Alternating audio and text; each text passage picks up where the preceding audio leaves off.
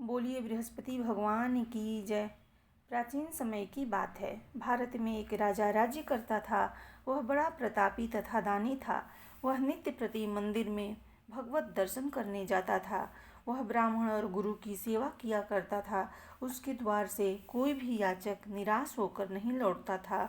वह प्रत्येक गुरुवार को व्रत रखता एवं पूजन करता था। हर दिन गरीबों की सहायता करता था। परंतु यह सब बातें उसकी रानी को अच्छी नहीं लगती थी। वह न व्रत करती और न किसी को एक भी पैसा दान में देती थी। वह राजा से भी ऐसा करने को मना किया करती थी। एक समय की बात है कि राजा शिकार खेलने वन को चले गए। घर पर रानी और दासी थी। उस समय गुरु बृहस्पति साधु का रूप धारण कर राजा के दरवाजे पर भिक्षा मांगने आए। साधु ने रानी से भिक्षा मांगी तो वह कहने लगी, हे साधु महाराज, मैं इस दान और पुण्य से तंग आ गई हूँ। इस कार्य के लिए तो मेरे पति देव ही बहुत हैं। अब आप ऐसी कृपा करें कि सारा धन नष्ट हो जाए तथा मैं आराम से रह सकूं। साधु रूपी बृहस्पति देव ने कहा, हे देवी, तुम बड़ी विचित्र हो। संतान और धन से कोई दुखी नहीं होता है, इसको सभी चाहते हैं। पापी भी पुत्र और धन की इच्छा करता है।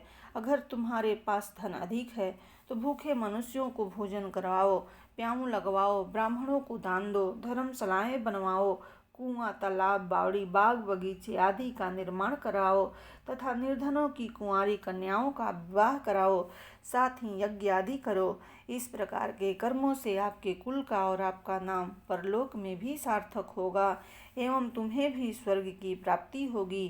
परंतु रानी साधु की इन बातों से खुश नहीं हुई। उसने कहा, हे साधु महाराज, मुझे ऐसे धन की आवश्यकता नहीं जिसको मैं अन्य लोगों को दान देती फिरूं तथा जिसको रखने और संभालने में ही मेरा सारा समय नष्ट हो जाए।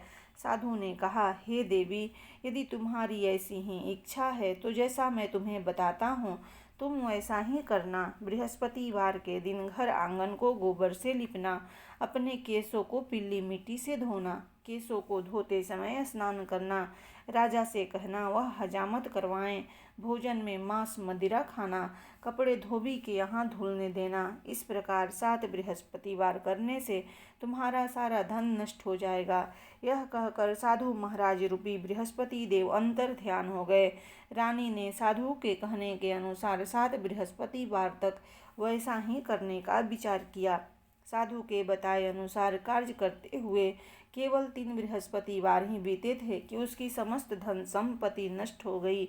भोजन के लिए दोनों समय परिवार तरसने लगा तथा संसारिक भोगों से दुखी रहने लगा। तब राजा रानी से कहने लगा कि हे रानी, तुम यहाँ पर रहो, मैं दूसरे देश को जाता हूँ, क्योंकि यहाँ पर मुझे सभी मनुष्य जानते हैं, इसलिए मैं यहाँ पर कोई काम नहीं कर सकता। मैं अब परदेश जा रहा हूँ, वहाँ कोई काम धंधा करूँगा, शायद हमारे भाग्य बदल जाएं। ऐसा कहकर राजा परदेश चला गया। वह वहाँ जंगल से लकड़ी काट कर लाता और शहर में बेचता। इस तरह जीवन व्यतीत करने लगा। इधर राजा के बिना रानी और दासियां दुखी रहने लगी। किसी दिन भोजन मिलता और किसी दिन जल पीकर ही रह जाती। एक समय रानी और दासियों को 7 दिन बिना भोजन के व्यतीत करने पड़े तो रानी ने अपनी दासी से कहा, हे दासी, यहाँ पास ही के नगर में मेरी बहन रहती है। वह बड़ी धनवान है। तू उसके पास जा और वहाँ से 5 सेर बेझड़ मांग कर ले आ, जिससे कुछ समय के लिए गुजारा हो जाएगा।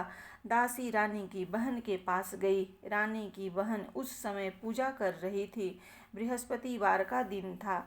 दासी ने रानी की बहन से कहा, हे रानी, मुझे आपकी बहन ने भेजा है, मुझे 5 सेर बेझड़ दे दो। दासी ने यह बात अनेक बार कही, परंतु रानी की बहन ने कोई उत्तर नहीं दिया, क्योंकि वह उस समय बृहस्पतिवार की कथा सुन रही थी। जब दासी को रानी की बहन से कोई उत्तर नहीं मिला तो वह बहुत दुखी हुई। उसे क्रोध भी आया। वह लौटकर रानी से बोली, हे रानी, आपकी बहन बहुत ही घमंडी है। वह छोटे लोगों से बात भी नहीं करती। मैंने उससे कहा तो उसने कोई उत्तर नहीं दिया। मैं वापस चली आई। रानी बोली, हे दासी, इसमें उसका कोई दोष नहीं है। जब बुरे दिन आते हैं तब कोई सहारा नहीं देता। अच्छे बुरे का पता विपत्ति में ही लगता है। जो ईश्वर की इच्छा होगी वही होगा। यह सब हमारे भाग्य का दोष है। उधर रानी की बहन ने सोचा कि मेरी बहन की दासी आई थी, परंतु मैं उससे नहीं बोली, इससे वह बहुत दुखी हुई होगी। अतः कथा सुनकर विष्णु भगवान का पूजन समाप्त कर वह अपनी बहन के घर आई और कहने लगी, हे बहन, मैं बृहस्पतिवार का व्रत कर रही थी। तुम्हारी दासी हमारे घर गई थी, परंतु जब तक कथा होती है तब तक हम लोग न उठते हैं और न बोलते हैं, इसलिए मैं नहीं बोली। कहो दासी क्यों गई थी? रानी बोली, बहन, हमारे घर अनाज नहीं था। वैसे तुमसे कोई बात छिपी नहीं है, इस कारण मैंने दासी को तुम्हारे पास 5 सेर बेझड़ लेने के लिए भेजा था। रानी की बहन बोली, बहन देखो, बृहस्पति भगवान सबकी मनोकामना पूर्ण करते हैं।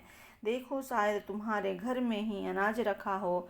यह सुनकर दासी घर के अंदर गई तो वहाँ उसे एक घड़ा बेझर का भरा मिल गया। उसे बड़ी हैरानी हुई, क्योंकि उसने एक एक बर्तन देख लिया था। उसने बाहर आकर रानी को बताया। दासी अपनी रानी से कहने लगी, हे रानी देखो, वैसे हमको जब अन्न नहीं मिलता तो हम रोज ही व्रत करते हैं। अगर इनसे इस व्रत की विधि और कथा पूछ ली जाए तो उसे हम भी कर लिया करेंगे। दासी के कहने पर रानी ने अपनी बहन से बृहस्पतिवार व्रत के बारे में पूछा। उसकी बहन ने बताया, हे रानी बहन, बृहस्पतिवार को सूर्योदय से पूर्व उठकर स्नान करके बृहस्पतिवार का व्रत करना चाहिए, लेकिन उस दिन सिर नहीं धोना चाहिए। बृहस्पतिवार के व्रत में चने की दाल और मुनक्कों से विष्णु भगवान का केले के वृक्ष की जड़ में पूजन करें तथा दीपक जलावें।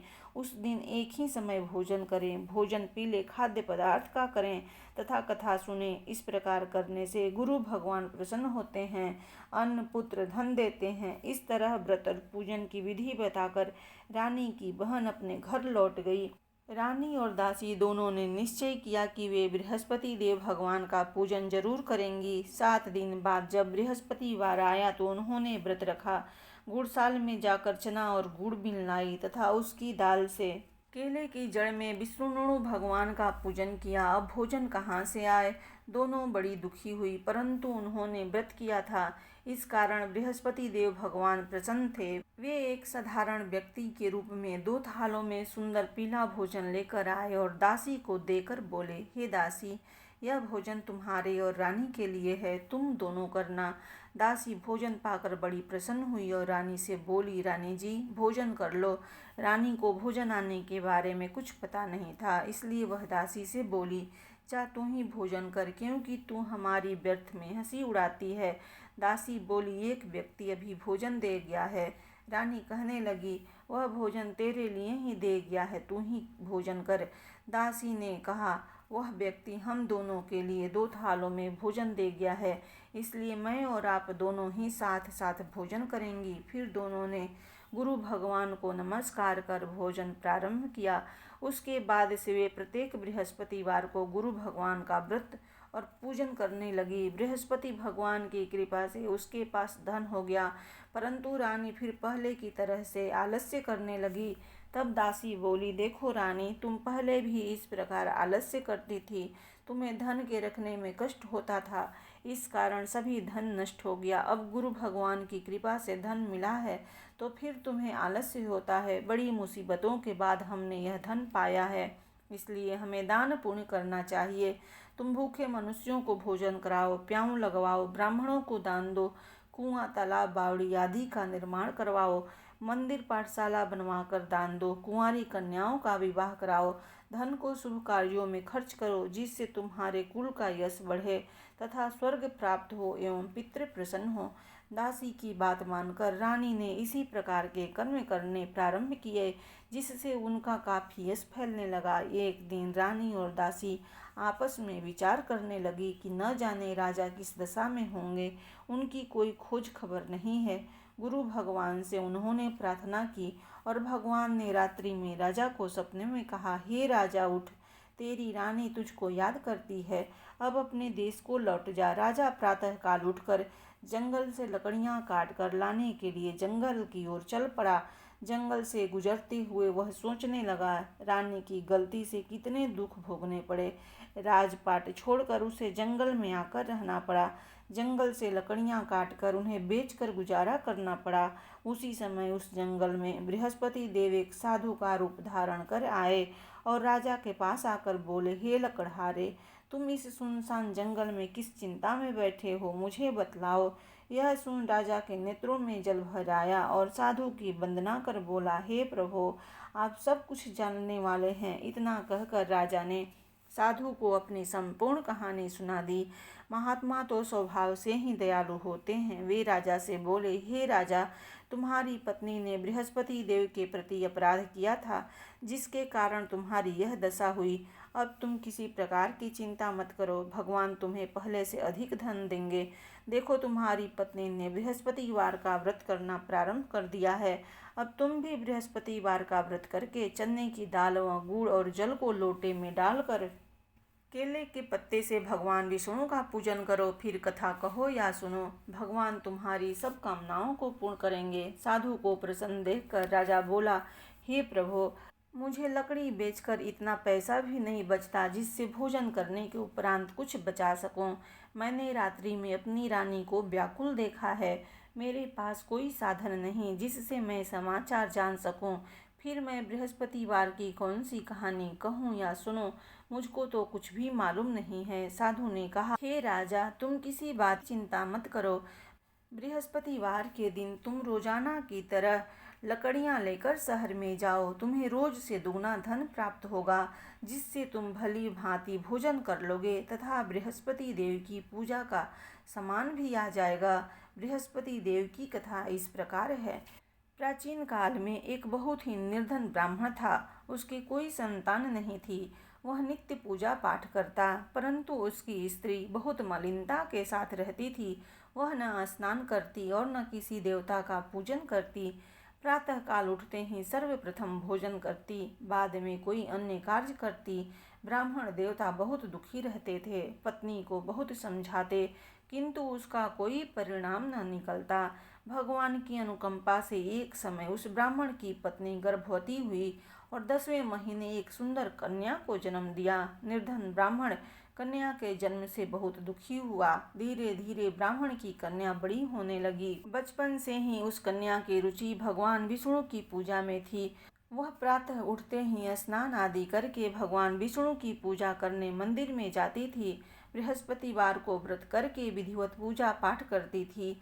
पूजा पाठ के बाद वह पढ़ने के लिए पाठशाला में जाती थी। घर से चलते हुए वह मुट्ठी भर जौ साथ लेकर जाती और पाठशाला के रास्ते में थोड़े थोड़े जौ गिराती जाती थी। जब वह पाठशाला से घर लौटती तो जौ के वह दाने सोने में बदले हुए मिलते थे।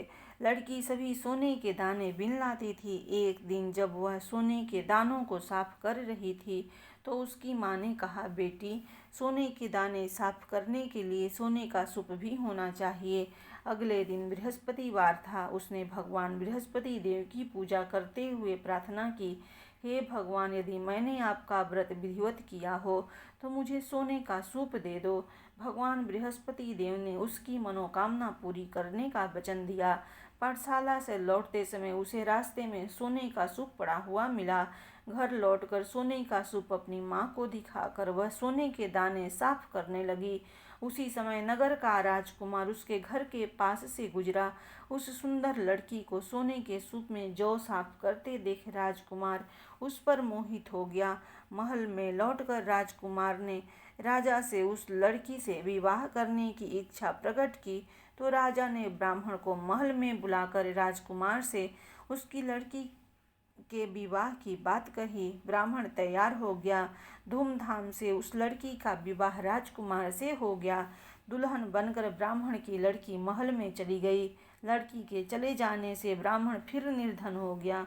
उसे कई कई दिन भोजन भी नहीं मिलता था। बहुत दुखी होकर ब्राह्मण एक दिन अपनी लड़की के पास गया। अपने पिता से निर्धनता का समाचार सुनकर उसे बहुत सा धन देकर पिता को विदा किया। उस धन से ब्राह्मण के कुछ दिन तो आराम से गुजर गए, लेकिन जल्दी ही फिर भूखों मरने की हालत हो गई। ब्राह्मण अपनी लड़की से धन लेने के लिए फिर महल में पहुंचा। लड़की ने पिता की बुरी हालत देखकर कहा, पिताजी, आखिर आप कब तक मुझसे धन लेकर जीवन यापन करेंगे? आप कोई ऐसा उपाय क्यों नहीं करते जिससे आपका घर धन संपत्ति से भर जाए? ब्राह्मण ने कहा, मैंने तेरी माँ को बहुत समझा लिया, पर उसकी समझ में कुछ नहीं आता। उसका फूहड़पन नष्ट हो तो घर की निर्धनता भी दूर हो जाए। तब कुछ सोचकर लड़की ने पिता से कहा, पिताजी, आप कुछ दिनों के लिए माँ को मेरे पास छोड़ जाओ। तब कुछ सोचकर ब्राह्मण पत्नी को लड़की के पास महल में छोड़ आया। लड़की ने अपनी माँ से कहा, माँ, तुम प्रातःकाल उठकर स्नान आदि करके भगवान बृहस्पति देव विष्णु जी की पूजा अवश्य करना। पूजा करने से तुम्हारी निर्धनता अवश्य दूर हो जाएगी। लेकिन उसकी माँ ने उसकी कोई बात नहीं मानी। तब क्रोधित होकर लड़की ने अपनी माँ को एक कक्ष में बंद कर दिया। सूर्योदय के समय माँ को उठाकर जबरदस्ती उसे स्नान कराया और फिर मंदिर में ले जाकर भगवान बृहस्पति देव की पूजा कराई। कुछ दिनों तक ऐसा करने से माँ की बुद्धि में परिवर्तन हुआ और वह स्वयं बृहस्पतिवार का व्रत रखने लगी। उसके व्रत रखने से ब्राह्मण के घर में भगवान विष्णु की अनुकंपा से धन की वर्षा होने लगी। दोनों पति पत्नी धन संपत्ति पाकर आनंद पूर्वक जीवन यापन करते हुए विष्णु धाम को चले गए। लकड़हारा बने राजा ने उस साधु से भगवान बृहस्पति देव की यह कथा सुनकर बृहस्पतिवार का व्रत करके भगवान विष्णु की पूजा की। उस दिन से उसके सभी क्लेश दूर हो गए। लेकिन अगले बृहस्पतिवार को कामकाज में अधिक व्यस्त रहने के कारण उसने भगवान बृहस्पति देव जी का व्रत नहीं किया। भगवान बृहस्पति देव लकड़हारे से क्रोधित हो गए और उसे भूल की सजा दी। उस नगर के राजा ने नगर में घोषणा करके सबको सूचित किया, प्रत्येक नागरिक मेरे महल में भोजन करने आए। जो नहीं आएगा उसे अपराधी मानकर भारी दंड दिया जाएगा। लकड़हारा बने राजा ने उस नगर के राजा की घोषणा तो सुनी, लेकिन जंगल से लकड़ी काट कर लाने और उन्हें बेचने में देर हो जाने के कारण वह समय पर महल में भोजन करने नहीं जा सका। अतः राजा के सैनिक लकड़हारे को पकड़कर महल में ले गए। राजा ने उसे महल के एक कक्ष में बैठाकर भोजन कराया। उस कक्ष में एक खूंटी पर रानी का सोने का हार लटका हुआ था। लकड़हारा उस कक्ष में भोजन कर रहा था, तभी उसने एक आश्चर्यजनक घटना घटती देखी। देखते ही देखते वह खूंटी हार को निगल गई। थोड़ी देर के बाद राजा ने हार को गायब देखा तो लकड़हारे को कारावास में डलवा दिया। लकड़हारा मन ही मन अपने भाग्य को कोसने लगा। तभी उसे जंगल में मिले साधु का स्मरण हो आया। थोड़ी देर में भगवान बृहस्पति देव सन्यासी के रूप में उसके सामने प्रकट हुए और कहा, हे लकड़हारे, तुमने भगवान बृहस्पति देव की पूजा नहीं की, इसी कारण तुम्हें कष्ट हुआ है। लेकिन अब चिंता मत करो, बृहस्पतिवार के दिन कारागार के दरवाजे पर तुम्हें कुछ पैसे पड़े हुए मिलेंगे। उन पैसों से भगवान बृहस्पति देव का व्रत करके उनकी पूजा करोगे तो तुम्हारे सब दुख नष्ट हो जाएंगे। बृहस्पतिवार के दिन दरवाजे पर पड़े मिले पैसों से चने और गुड़ मंगाकर लकड़हारे ने बृहस्पतिवार की कथा कही तो भगवान बृहस्पति देव ने प्रसन्न होकर उस नगर के राजा को स्वप्न में लकड़हारे को कारागार से मुक्त करने को कहा। सुबह राजा ने अपने कक्ष में आकर देखा तो खूंटी पर रानी का हार टंगा हुआ था। राजा ने लकड़हारे को मुक्त कर दिया और उसे धन और आभूषण देकर विदा किया। लकड़हारा बना राजा उस नगर से चलकर अपने नगर में पहुंचा तो उस नगर में कुएं, धर्मशाला, बाग बगीचे देखकर बहुत प्रसन्न हुआ। राजा ने किसी से पूछा, ये कुएं, धर्मशालाएं किसने बनवाई है?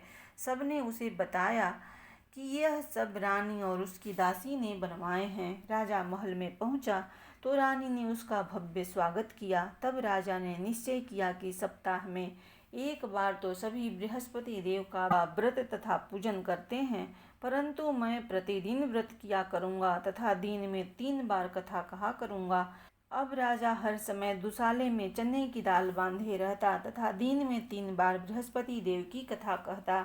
कुछ दिनों के बाद राजा को अपनी बहन की याद आई। एक दिन घोड़े पर सवार होकर राजा अपनी बहन से मिलने चल दिया। अभी राजा नगर के बाहर पहुंचा ही था कि उसने कुछ लोगों को एक शव को ले जाते हुए देखा। राजा को स्मरण हो आया कि आज उसने किसी को बृहस्पतिवार की व्रत कथा नहीं सुनाई है। राजा ने उन लोगों को रोककर कहा, भाइयों, आप लोग सौ ले जाने से पहले मुझसे बृहस्पतिवार की कथा सुन लें। लोगों ने राजा पर क्रोधित होते हुए कहा, तुम पागल तो नहीं हो? लेकिन कुछ बड़े बूढ़े लोगों ने कहा, अच्छा भाई, साथ में चलते चलते तुम अपनी कथा भी सुना लो। राजा ने चलते हुए आधी कथा ही सुनाई थी कि सौ हिलने लगा। राजा के पूरी कथा सुनाते ही सौ उठकर बैठ गया। लोगों ने हैरानी से दांतों तले उंगली दबाई और अगले बृहस्पतिवार से भगवान बृहस्पति देव का व्रत करने व कथा सुनने का निश्चय कर लिया। अब घोड़े पर सवार राजा चलते हुए एक किसान के पास पहुंचा। किसान अपने खेत में हल चला रहा था। राजा ने कहा, अरे भाई, मुझसे बृहस्पतिवार की कथा सुन लो। किसान झुंझलाकर बोला, अरे भाई, देख नहीं रहे, जितनी देर तक तुम्हारी कथा सुनूंगा उतनी देर में तो पूरे खेत में हल चला लूंगा। राजा निराश होकर चलने लगा। तभी किसान के बैल लड़खड़ाकर जमीन पर जा गिरे। किसान के पेट में भी जोरों का दर्द होने लगा। उस किसान की पत्नी जब खाना लेकर आई तो उसने किसान से इस बारे में पूछा। किसान ने घुड़सवार की पूरी कहानी सुनाई। किसान की पत्नी दौड़ती हुई राजा के पास पहुंचकर हाथ जोड़कर बोली, भैया, मैं तुम्हारी कथा सुनने को तैयार हूँ। राजा ने उसके साथ खेत पर पहुंचकर बृहस्पतिवार की कथा सुनाई। तभी बैल उठकर खड़े हो गए। किसान के पेट का दर्द भी तुरंत ठीक हो गया। राजा अपनी बहन के घर पहुंचा तो उसकी बहुत आवभगत हुई। अगले दिन सुबह उठकर राजा ने देखा, घर के सभी लोग भोजन कर रहे हैं। किसी भूखे को बृहस्पतिवार की कथा सुनाए बिना राजा भोजन नहीं करता था। उसने बहन से कहा, बहन, क्या घर में कोई ऐसा व्यक्ति है जिसने अभी तक भोजन न किया हो? उसकी बहन बोली, भैया, हमारे घर में तो क्या आपको पूरे नगर में कोई ऐसा व्यक्ति नहीं मिलेगा जिसने सुबह सुबह भोजन नहीं किया हो। तब राजा ने बहन के घर से निकलकर उस नगर में बिना भोजन किए व्यक्ति की तलाश की। एक गड़रिये के घर में उसका बेटा बीमार होने के कारण भूखा रह गया था। राजा ने उसको जाकर बृहस्पतिवार की कथा सुनाई। कथा सुनते सुनते गड़रिये का बीमार बेटा बिल्कुल ठीक हो गया। सबने राजा की बहुत प्रशंसा की। एक दिन राजा ने अपनी बहन से कहा, बहन, अब हम अपने घर जाना चाहते हैं, तुम भी हमारे साथ चलो, कुछ दिन वहाँ रह कर लौट आना। राजा की बहन ने अपनी सास से पूछा तो सास ने ताने देते हुए कहा, बहू, मायके जाना हो तो अकेली जाना, मेरे पोतों को नहीं ले जाना। तुम्हारे भाई की कोई संतान नहीं है, कहीं तुम्हारी भाभी मेरे पोतों पर कोई जादू टोना न कर दें। दूसरे कक्ष में बहन की सास की बातें सुनकर राजा दुखी मन से अकेला ही अपने नगर को लौट गया। रानी ने राजा से कहा, आप तो अपनी बहन को साथ लाने की बात कहकर गए थे, फिर बहन को साथ क्यों नहीं लाए? तब राजा ने दुखी होते हुए कहा, रानी, हम निसंतान हैं, इसलिए कोई हमारे घर आना पसंद नहीं करता। रानी ने राजा को समझाया, हे प्राणनाथ, हमें बृहस्पति देव ने सब कुछ दिया है, अब भगवान बृहस्पति देव हमें संतान भी अवश्य देंगे। बृहस्पतिवार को विधिवत व्रत करते हुए राजा रानी ने भगवान बृहस्पति देव से संतान के लिए प्रार्थना की। कुछ दिनों के बाद उन्होंने सपने में दर्शन देते हुए कहा, हे राजन, तेरी मनोकामना अवश्य पूरी होगी। एक सप्ताह बाद ही रानी गर्भवती हो गई। 10वें महीने रानी ने एक सुंदर पुत्र को जन्म दिया। राजा रानी जीवन पर्यंत बृहस्पतिवार का व्रत करते रहे। उनके घर में धन की वर्षा होती रही। इस तरह आनंद पूर्वक जीवन यापन करते हुए राजा रानी भगवान बृहस्पति देव की अनुकंपा से मोक्ष को प्राप्त करके सीधे वैकुंठ धाम पहुँच गए। बृहस्पतिवार को विधिवत व्रत करके जो स्त्री पुरुष भगवान विष्णु की पूजा करते हैं, भगवान उनकी सभी मनोकामनाएं पूरी करते हैं। इति श्री बृहस्पतिवार व्रत कथा। प्रेम से बोलिए विष्णु भगवान की जय, बृहस्पति भगवान की जय। जय बृहस्पति देवा, ओम जय बृहस्पति देवा, छीन छीन भोग लगाऊं कदली फल मेवा। ओम जय बृहस्पति देवा, तुम पूर्ण परमात्मा, तुम अंतर्यामी, जगत पिता जगदीश्वर तुम सबके स्वामी।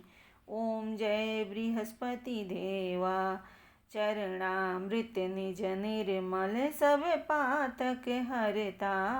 सकल मनोरथ दायक कृपा करो भरता। ओम जय बृहस्पति देवा। तन मन धन अर्पण करे जो जन शरण पड़े। प्रभु प्रकट तब हो कर आकर द्वार खड़े। ओम जय बृहस्पति देवा। दीन दयाल दया निधि भक्तन हितकारी। पाप दोष सब हरता भव बंधन हारी। ओम जय बृहस्पति देवा। सकल मनोरथ दायक सब संशय हारी। विषय विकार मिटाओ संतन सुखकारी। ओम जय बृहस्पति देवा। जो कोई आरती तेरी प्रेम सहित गावे। ज्येष्ठानंद आनंदन सो निश्चय पावे। ओम जय बृहस्पति देवा। स्वामी जय बृहस्पति देवा। ओम जय जगदीश हरे। स्वामी जय जगदीश हरे। भक्त जनों के संकट क्षण में दूर करे। ओम जय जगदीश हरे।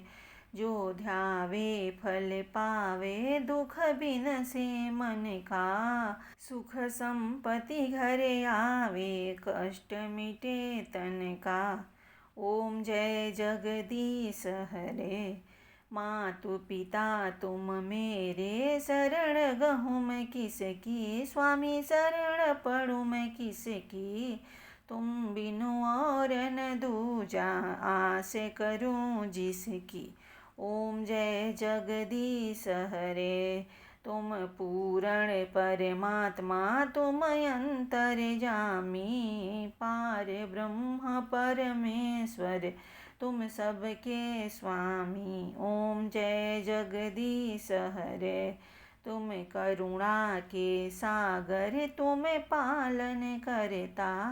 मैं मूर्ख खल कामी कृपा करो भरता। ओम जय जगदीश हरे। तुम हो एक गोचर सबके प्राणपति।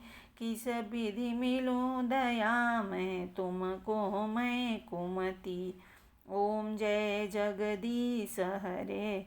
दीन बंधु दुख हरता तुम ठाकुर मेरे। स्वामी तुम रक्षक मेरे। अपने हाथ उठाओ द्वार पड़ा तेरे। ओम जय जगदीश हरे। विषय विकार मिटाओ पाप हरो देवा। स्वामी कष्ट हरो देवा। श्रद्धा भक्ति बढ़ाओ संतन की सेवा। ओम जय जगदीश हरे। तन मन धन जो कुछ है स्वामी सब वही है तेरा। तेरा तुझको अर्पण क्या लागे मेरा। ओम जय जगदीश हरे। भक्त जनों के संकट क्षण में दूर करे। ओम जय जगदीश हरे। स्वामी जय जगदीश हरे। प्रेम से बोलिए विष्णु भगवान की जय। बृहस्पति भगवान की जय।